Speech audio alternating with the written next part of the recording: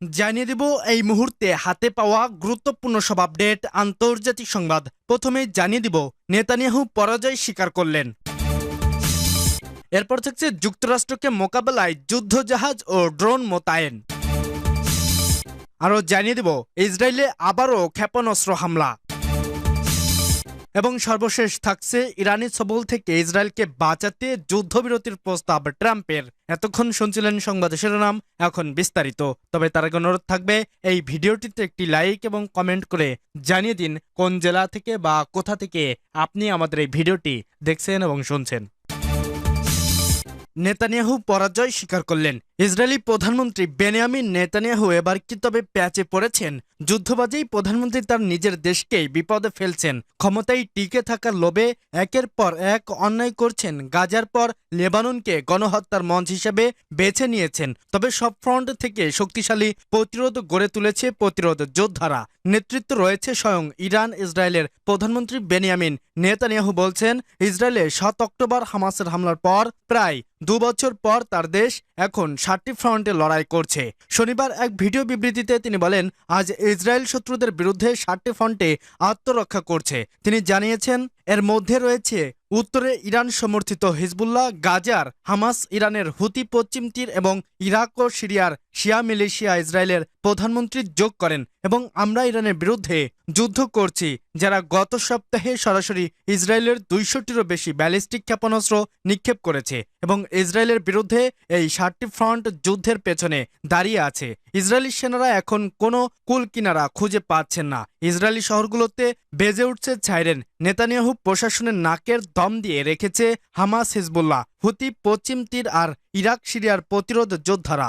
Netanyahu Israel এবং লেবাননের মধ্যে উত্তরে ক্ষমতার ভারসাম্য পরিবর্তন করার জন্য তার প্রতিশ্রুতি বজায় রেখেছেন।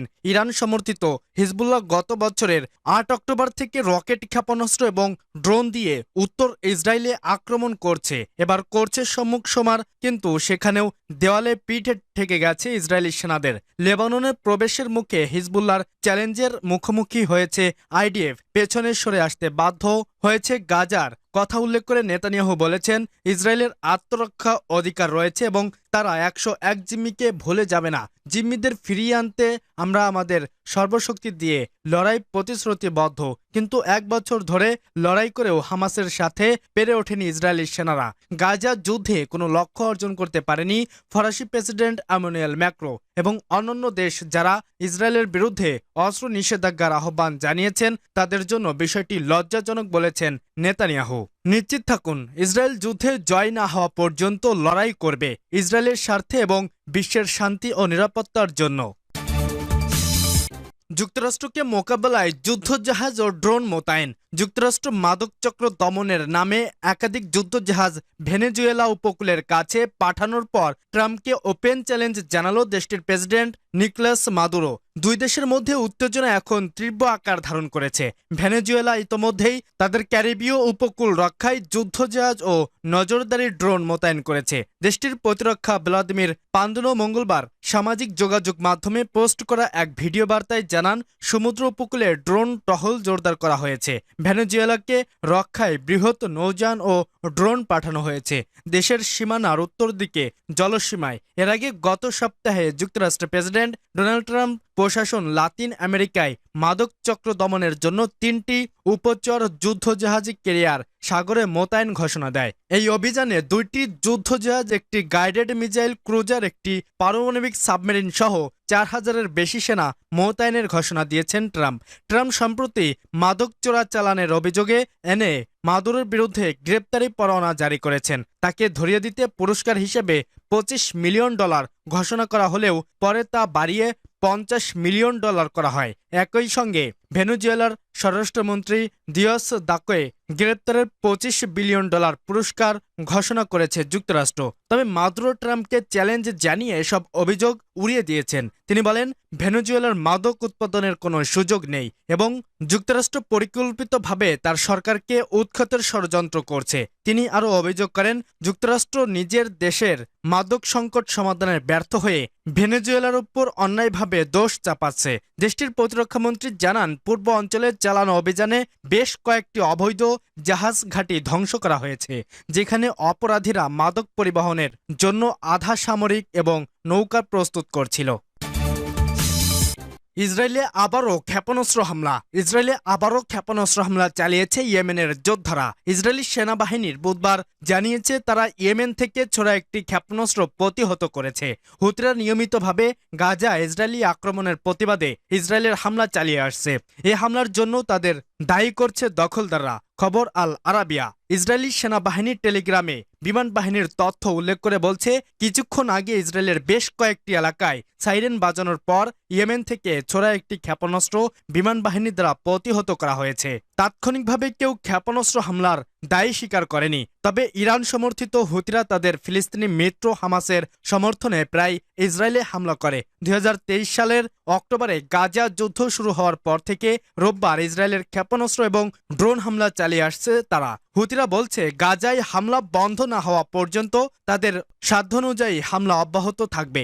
জবাবে ইসরায়েল 2 বছরে ইয়েমেন একাধিক প্রতিশোধমূলক হামলা চালিয়েছে। হুতি নিয়ন্ত্রিত বন্দর এবং মিলিশিয়া নিয়ন্ত্রিত রাজধানী সানাই বিমানবন্দর লক্ষ্য করে সবচেয়ে বড় হামলা হয়। এছাড়া প্রায় প্রতি সপ্তাহে ছোটখাটো হামলা চলছে। যেমন রোববার সানাই ইসরায়েলি হামলায় কমপক্ষে 6 জন নিহত এবং 80 জনেরও বেশি আহত হয়েছে। হুতি পরিচালিত সাবা সংবাদ সংস্থা ও তথ্য জানিয়েছে। এদিনের হামলায় প্রসঙ্গে ইসরায়েলি সেনাবাহিনী জানিয়েছে তারা তাদের নিজস্ব ভূখণ্ডে হুতিদের হামলার প্রতিক্রিয়ার একটি সামরিক কম্পাউন্ড, 2টি বিদ্যুৎ কেন্দ্রে এবং একটি জ্বালানি ডিপোতে সফল আঘাত করেছে।